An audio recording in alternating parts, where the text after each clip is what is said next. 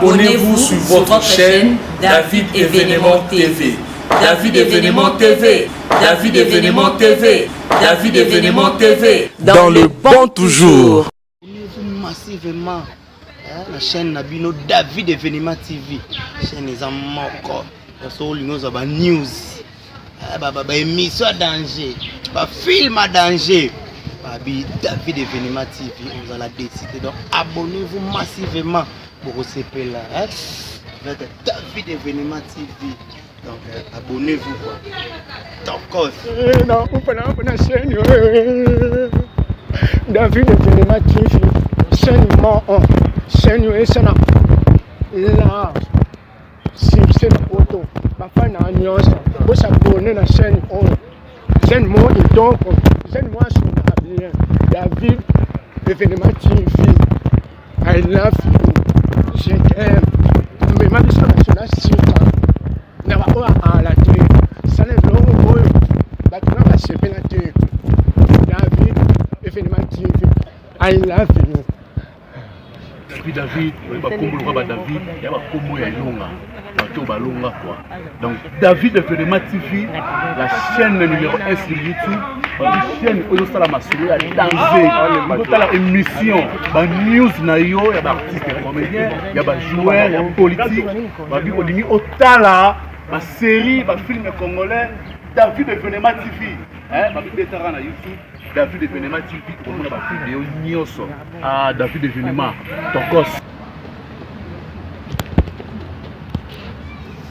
David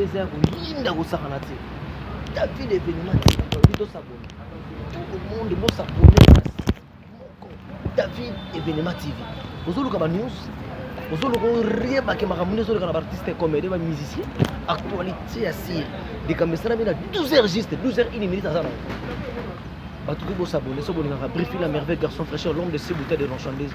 Bon s'abonner, c'est que bah bébé.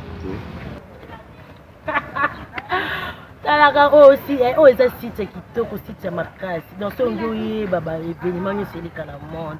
Betaka kotaka la YouTube, betika David Événement TV. Site bien, makambo bien za la carte. Boye belé. Dans le site qui est là. Donc, si on continue à David TV, David Événement TV, on va avoir une nouvelle nuance, on va s'abonner, boye belé. Si on va une émission de Kende, yaka, au monde, on va se faire. Abonnez-vous sur votre chaîne David Événement TV. David Événement TV. David Événement TV. David Événement TV. Dans le bon toujours. We love you, Jesus. We love you, Jesus. We love you, Jesus.